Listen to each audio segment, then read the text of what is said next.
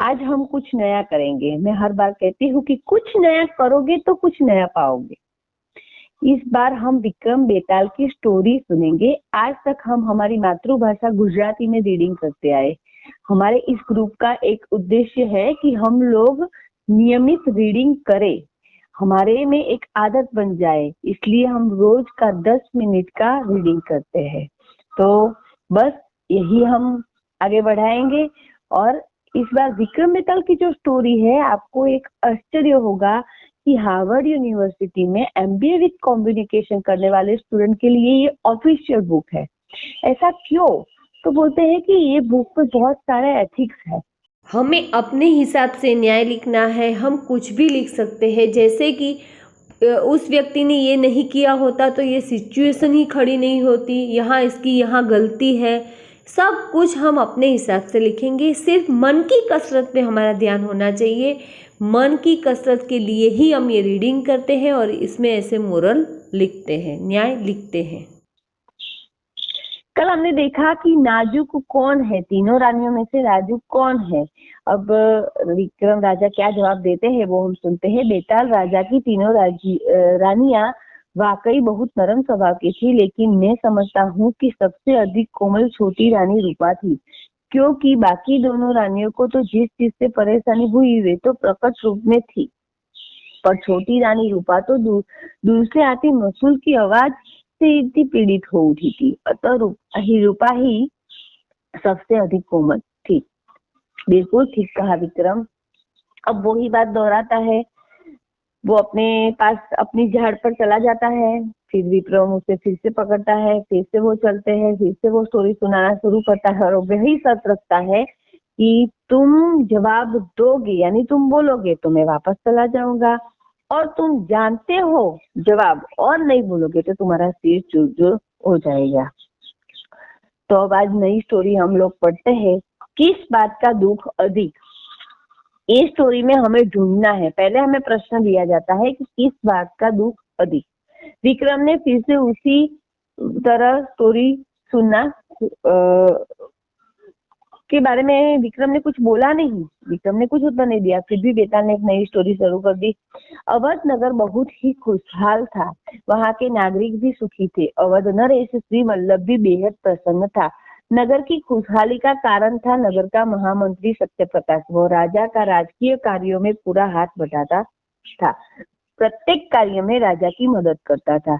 राजा श्री वल्लभ भी सत्य प्रकाश के ज्ञान और समझदारी से बखूबी परिचित था। श्री वल्लभ तो बस नाम का राजा था। सारे राजकीय कार्यों में भार तो सत्य प्रकाश ही उठाता था। एक दिन राजा श्री वल्लभ दरबार में बैठा हुआ अपने सहभागियों के साथ राजकीय कार्यों में मंत्रणा कर रहा था। सत्य प्रकाश भी वहां पर मौजूद था। बातचीत के दौरान एकाएक ही राजा श्री वल्लभ ने सत्य प्रकाश से कहा, महामंत्री, हम तो अपने आपके बिना अधूरे हैं। अगर तुम न होते तो इस राज्य का क्या होता? हम यह सोचते हैं कि तुम्हें कुछ विशेष पुरस्कार देकर सम्मानित किया जाए।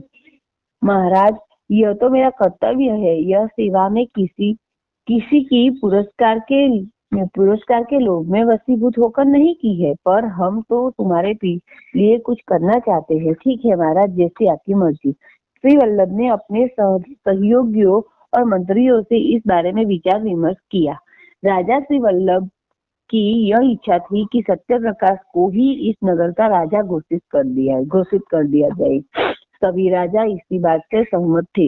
राजा ने इस बारे में सत्य प्रकाश से बात की और कहा, सत्य प्रकाश, मैं चाहता हूँ कि तुम अब इस राज्य की जिम्मेदारी संभाल लो। महाराज, यह आप क्या कह रहे हैं? मैं तो आपका एक सेवक हूँ, मुझे सेवा ही करने दे। नहीं सत्य प्रकाश, तुम मुझे कुछ समय के लिए कार्यभार से मुक्त कर दो। अब मैं आराम करना चाहता हूँ। अंततः सत्य प्रकाश को राजा की बात माननी ही पड़ी और राजा ने राज्य का सारा कार्यभार सत्य प्रकाश को सौंप दिया। हमें प्रश्न हमारे मगज में रहना चाहिए कि किस बात का दुख अधिक है।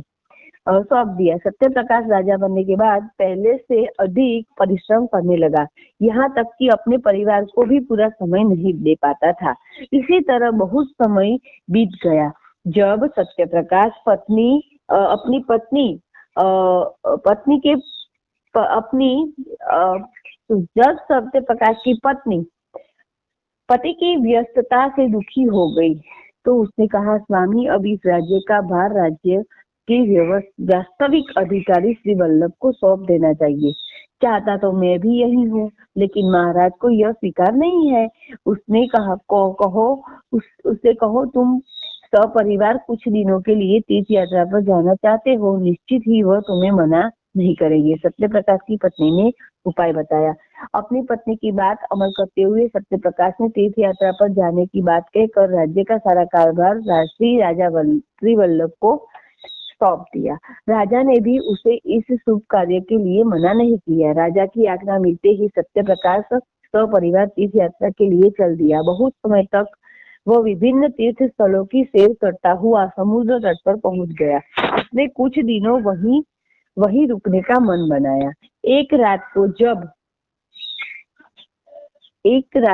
जब वह समुद्र के किनारे पर टहल रहा था कि अचानक उसे एक पेड़ दिखाई दिया। उस पेड़ के नीचे बैठी एक अति सुंदर कन्या वीणा बजा रही थी। सत्य प्रकाश उस वीणा की धुन में इतना मुग्ध हो गया कि न जाने उसे कब नींद आ गई, और उसकी नींद टूटी तो उसने देखा कि वहां पर न तो कोई पेड़ है न तो वह अति सुंदर कन्या। इस घटना के बाद सत्य प्रकाश ने अपनी आगे की यात्रा स्थगित कर दी और तुरंत राजमहल में लौट आया। घटना की सारी जानकारी राजा को दी। राजा भी उसी तरह इस बात को सुनकर बहुत हैरान थे। उसके मन में भी इस घटना को देखने की जिज्ञासा उत्पन्न हुई। वह तुरंत ही सत्य प्रकाश द्वारा बताए गए स्थान पर पहुंच गए। जब रात हुई तो राजा को भी सारा दृश्य देखने को मिला, लेकिन वह सोया नहीं। कुछ देर संगीत का आनंद लेने के बाद वह उस कन्या के पास पहुंचा और पूछा, सुंदरी तुम कौन हो? मुझसे विवाह करोगी? महाराज, मैं आपके सभी प्रश्नों का जवाब दूंगी, लेकिन आपको अमावस तक इंतजार करना होगा। इसके बाद वह कन्या पेड़ सहित अदृश्य हो गई। राजा ने अमावस तक इंतजार किया। अमावस की घनी काली अंधेरी रात को वह कन्या राजा को फिर से वहीं पर दिखाई दी। राजा अभी सोच ही रहा था कि उसके पास वापस जाए और अपने सवालों का जवाब मांगे। तभी एक भयंकर राक्षस वहां पर आया और उस सुंदर कन्या को उठाकर ले जाने लगा। यह देखकर राजा से रहा न गया। उसने तलवार निकालकर एक ही बार में राक्षस को ढेर कर दिया।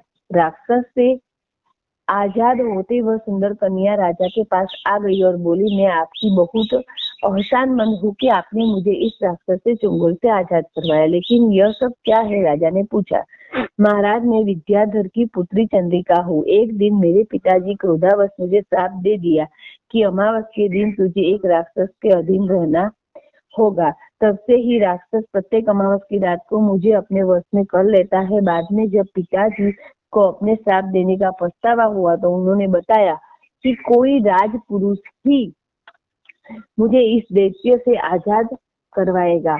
तभी मैं इस समुद्र तट पर आकर किसी राजपुरुष की राह देख रही थी। तुम्हारा इंतजार खत्म हुआ प्रिय। इसके बाद राजा ने श्री वल्लभ ने चंद्रिका से विवाह कर लिया और उसे अपने साथ महल में अपने साथ ले गया।